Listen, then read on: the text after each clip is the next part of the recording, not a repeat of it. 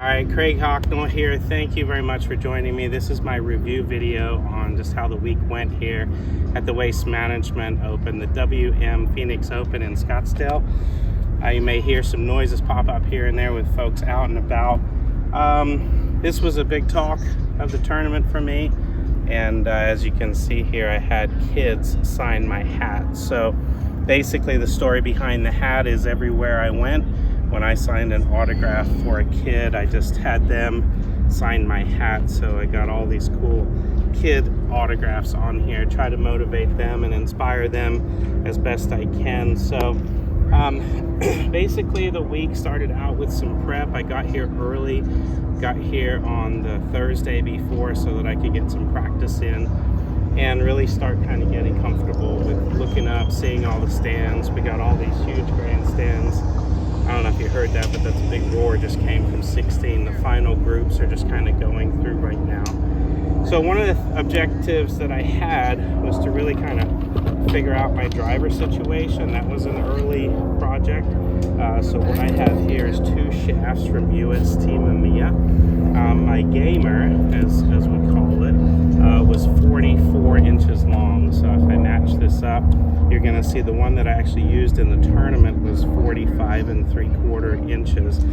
Exactly the same shaft. It's this Link gunmetal with yellow graphics on it. The 6F5, which is approximately 68 grams in an extra stiff shaft.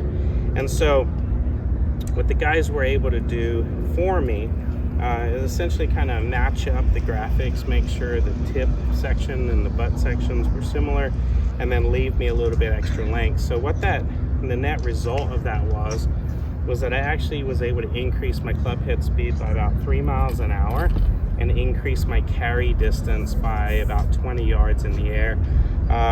If you look at my ShotLink data for the week, you'll see that my driving average was right at 300 yards. My longest drive for the week was 345 yards. One of the other things that I was able to accomplish with this, I was able to get the LS Triple Diamond 8.5 degree head. This is a tour issue head, and I have it in the N-1 setting. Really allowed me to crush it. I hit a lot of really good drives, and keeping it nicely protected is my beautiful Links and Kings head cover with the Lupin logo right on it here. So with the short shaft going out and the long shaft going in, the next club in my bag and my Links and Kings Saber head cover is my 3+ Epic Max. So I wanted to get a Rogue 3-wood, but they didn't have any here available for me. So what I went with was my original gamer and the 3+. This was flying about 260 in the air for me with the same Link gunmetal 6F5 shaft. Obviously I used the Jumbo Golf Pride grips as well. Typically stretch them down about 1 inch, so that gives my hands the ability to just relax on the club. One of my clubs that stayed in the bag in this cool Links and Kings Twin Dolphin head cover was actually a Heavenwood. It's a 20 degree Heavenwood with the same shaft in it. This was carrying about 230 for me and stopping pretty quickly, but what I actually used was a 4-iron which traveled about 230 in the air and then rolled out to 250. So the Heavenwood stayed in the locker, and the 4-iron made it in the bag. My lineup here is a 4, 5, and 6 that's in this Apex 21 head. It's the Forge 21. It's a little bit more forgiving in the longer irons, and all of my shafts are the US Team EMEA Recoil 110. It's an F4 flex, which is a stiff flex, but it's actually been tipped a little bit to make it play a little bit more like an extra stick. So through the bag, 4, 5, 6 in those. And then starting at 7-iron, this week I went with my Apex TCB irons. Beautiful iron, love these, but I like my swing weights heavy, and so with the TCB head, I was able to use a 22 gram weight port. Adding the 22 gram instead of the standard 17 gram allowed me to get my swing weights over D4, even with the jumbo grip. So If you've been following me, you'll also know that my irons are about an inch longer than standard through the bag, from 4 iron all the way to 9 iron. And then I continue half-inch increments from the 9 to the pitch, which a lot of players just leave their 9 and pitch the same. So as I go down shorter, shorter, shorter. One of the things that I wasn't certain about was how the bunkers were going to play. So I did bring two 60-degree wedges that were bent to 62 degrees, and these are both the Jaws wedges that are in the 12W grind. But what I did on one of them was I ground off some of that bounce on the back, just to, so that depending on how the sand was reacting, I would have a wide sole for softer sand and easier carries, and then something that had a little bit more of that bounce ground off of it, so I could kind of dig into the sand a little bit. I did hit some really nice bunker shots with this, and I'll tell you why here in a little bit. But sticking with the clubs, I also brought two 64 degrees, which are bent to 66 degrees. This is one of my cool little wedges that I've been working on in this new Jaws head. My original wedge that I brought down with me is something that I did a multiple grind on, including a really blunt leading edge grind to really help me in the sticky, into the grain turf conditions. What I was able to do was take my backup wedge into the tour truck and have them do that same leading edge grind to it, and just kind of soften the bounce off the back just a little bit. It wasn't a ton like I did here. That allowed me to keep a lot more of the swing weight, and it really helped me. Played a lot of great short game shots this week. So as I came into the tournament, I knew that if I looked at all my ShotLink data from all of these TrackMan devices, etc., that are out here in ShotLink information, I knew that as far as tour quality was concerned, I was tour average in driving distance. I was slightly above tour average. I neglected to talk about my putter, which is my Sabre Hawk. This is the putter that was in play, Sabre Hawk Stability Core putter. 445 grams, cut to 31 inches long, 73 degree lie angle, and about 2 degrees of forward shaft lane. So if I look through all of my stats, I was consistent in the tournaments that I've played in the past, from this tournament in 2017 to the PGA at Bellerive in 18, to Bethpage in 19, and to Shriners in 21, and now here back at the Waste Management Phoenix Open in 22. I was consistently driving the ball about 300 yards, which is right at around tour average. I think tour average is 296 yards off the tee. So I knew if I could gain a little bit more distance, like I said, I hit my best drive of the week was 345 yards, and I was able to hang with these young guys in my driving distance. I knew coming into the week my putting would be strong, and I was above tour average. I was strokes gained positive in putting and driving. My iron play I knew needed a little bit more work. I felt like in the past I neglected it because I was so busy working on my driving and my putting, and I've always been a confident iron player, that the problem I had was I was just neglecting it. So I spent some good quality time prepping with my iron play. And then short game, 5 years ago, if you followed my story, I basically had the chipping yips, and I've been working really, really hard on my short game. I knew coming in, bunker play was something that I had neglected, and so I spent some time actually watching Justin Thomas work on his bunker play, and watched him kind of get his stance really low, lower his hands and open up the face and really drop that club underneath it. It's definitely kind of an old school technique, leaning left, lowering the hands, etc. But it works. So I was able to employ that same kind of technique. I had, again, just through lack of practice, just neglected that part of my game. And here, obviously, at TPC Scottsdale, you just have so many great opportunities to work on that. I had my Sabre putting ruler with me every chance I could get, even in the hotel room, working on putts, trying to get my stroke to feel super confident. And I have my Sabre swing trainer to loosen up with on the range. It's been a great tool for me to just kind of keep my swing going, give me the opportunity to kind of make sure my body is loose and then working it in exactly the same way every single time. So that was kind of what encompasses what's going on in the bag for me. As far as the golf ball was concerned, I wasn't sure how the golf ball was going to react in these turf conditions.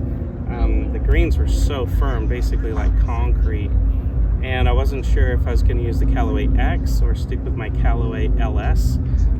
There are two new balls for 2022 that are the X and the LS, so I was able to test both golf balls, and the LS won out. I was actually keeping my high spin rates around the greens and on wedge play, even with the LS, which stands for low spin, but hitting really long drives as well. So that was great for me. Obviously when you show up, you get everything set and ready to go, and you feel like you're ready to go on the first tee. We're standing right here on the first tee at TPC Scottsdale, and this particular hole is a shorter hole, and all week long during my practices I was hitting the drivers, I was hitting 3-woods, and eventually on day 2 I actually ended up hitting a 4-iron just to stay short of a bunker that's 290 yards out. So as a player, you kind of get more amped up, you get more confident with what you're doing. Turf conditions firm out as well, and that golf ball goes further and further. Temperatures here were also rising up close to 80 or over 80 degrees. So just kind of dealing with late afternoon tee time at 1:30, which actually made us finish in pitch black right over here on the 18th green. So that was a brand new experience for me, finishing in complete darkness. The only thing we had on the 18th green so we could see any of our putts was a huge jumbotron, which they actually hit the whiteout button and turned the entire screen, which was about as big as this grandstand, into just pure white, and it was near the green, so it shone onto the green and at least gave us an opportunity to see our putts. We definitely could not see our tee shots on 17, and we could not see our tee shots and even our approach shots on 18. I was playing with Stefan Jaeger and Austin Eckroat. I was so excited and so happy for both of those guys. Even though we finished in the dark, both of them were able to make the cut. Stefan made it on the number at 2 under, and then miraculously Austin sunk a huge birdie putt in the dark on 18 to shoot 3 under and make the cut. Even though he had actually just bogeyed 17, and I would just attribute that to just darkness and kind of rushing. So kind of getting to my 5 areas of analysis that I like to go into. When I work with any of my students, I funnel my assessments through 5 different categories, and I do not do any assessments within 24 to 48 hours of completing. When you're a competitor and you feel like you're in the ring and you're in the fight, the last thing you want to start doing is doing assessments and trying to analyze and figure out exactly what's going on with your game. You're too close to the emotion, you're too close to the event to do that. So I usually wait at least 24, if not 48 hours. So I've had some time to kind of mull over and think about the things that I need to work on. So when I organize my assessment, I organize into 5 key categories. Mental, which is kind of like my golf IQ, how smart am I? Emotional, where are my feelings at, where are my emotions at? Physical, where's my physical body at? Technique, where is my swing technique, whether it's putting technique, driving technique, etc. And then my equipment, my mechanical part. So where does all that stack up for me to have the ability to do my best? And then how do I assess and analyze in those 5 key categories so that helps me to figure out how to do better? So if we run through them real quick, mentally I felt like I was super focused. I felt like I knew exactly what was going on. I had temperature figured out, had wind directions figured out, I had all my yardages figured out. Spent time on the driving range doing TrackMan, and I was able to get all that figured out. Went through the process of logically assessing driver accuracy and distance, etc. So that was really cool.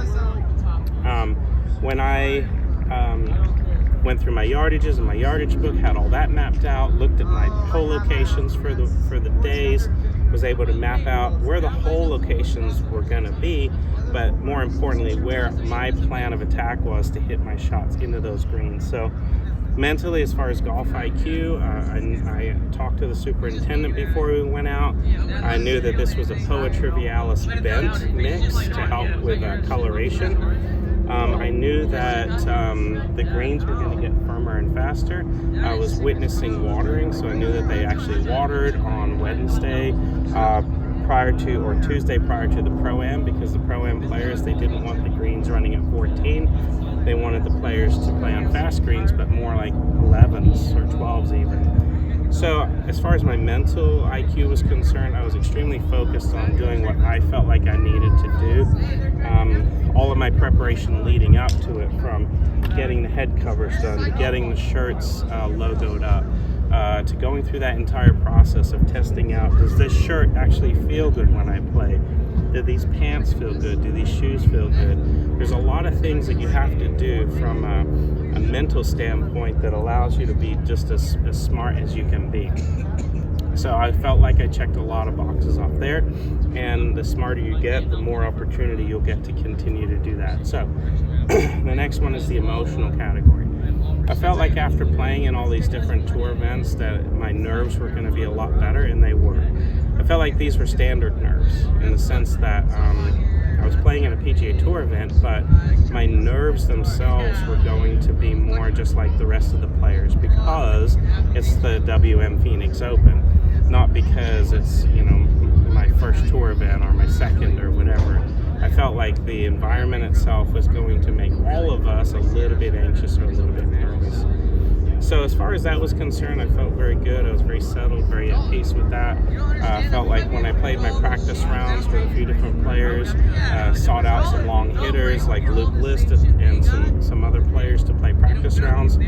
And I was not intimidated, so emotionally I was not nervous on that. So the next category would be physical, my body. So obviously I'm not out here every week, but I was spending some really good focused attention on my diet, making sure that I was eating well, leading all the way up to it, and then also trying to make sure that I was stretching and making sure that when my IT band on my right leg gets a little bit tight, making sure that I'm always stretching that out as well. Lower back gets a little bit tight, making sure I'm using my saber well. And Theragun, making sure I was able to use my Theragun on my legs, my shoulder, etc., so that all the work that I was doing, which was a little bit greater than what I'm used to doing, I was able to rehab and do that. I also made sure that I had my Pedialyte packets and that I was hydrating well, so I would drink a full bottle of water with my Pedialyte packets the night before for sure, and all throughout the day. And then I had my Built bars in here as well to make sure I had something to snack on, something that would digest well, something I had already experienced. I wasn't eating a new snack or a new item as I was playing, and it was really helping me. So physically everything felt really, really good there.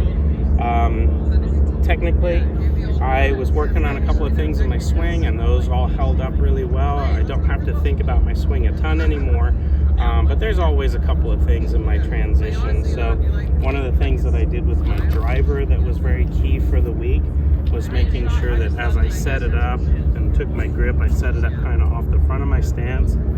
One thing I did was make sure that when I set my body in position, I made sure my heel-toe balance was good. I have a tendency to get out on my toes and reach for the ball a little bit. And then what happens is as I make my swing, my weight kind of settles level heel-toe.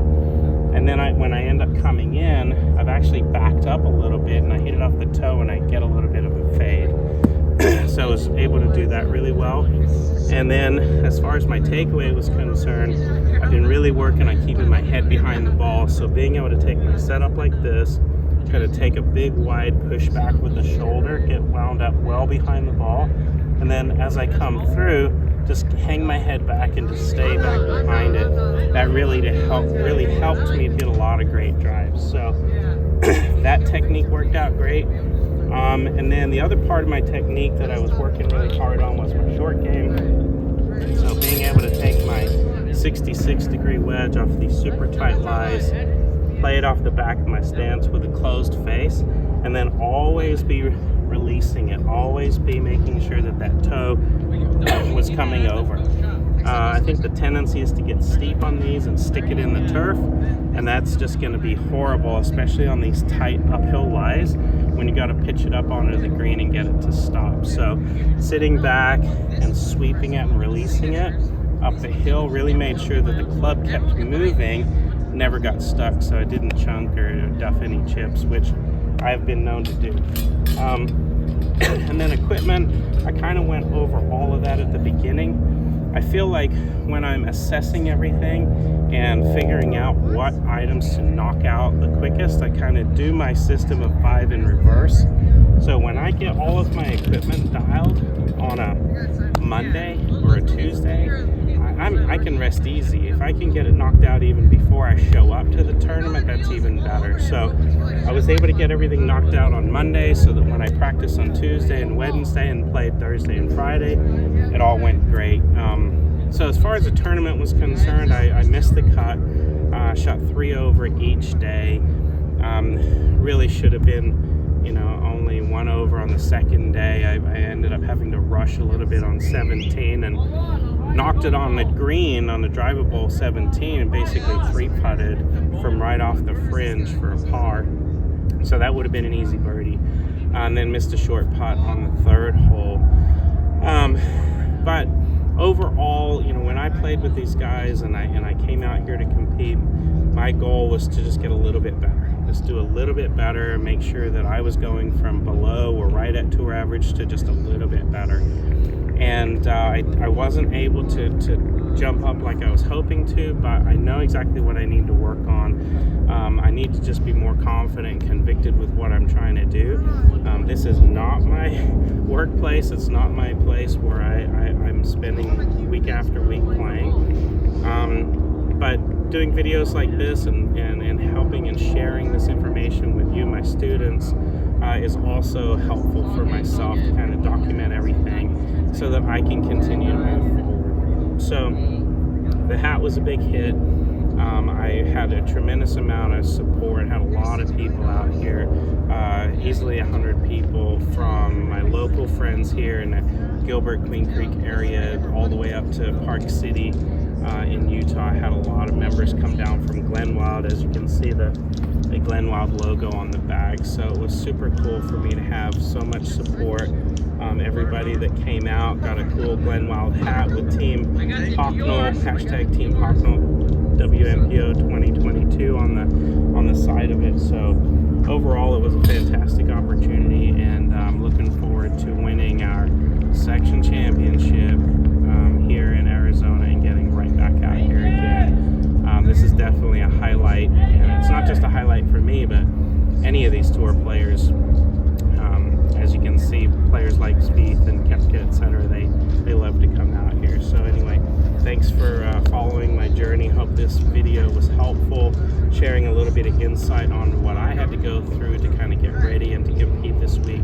And then also, maybe you can garner some information to help you with your own game. So see you in the next video.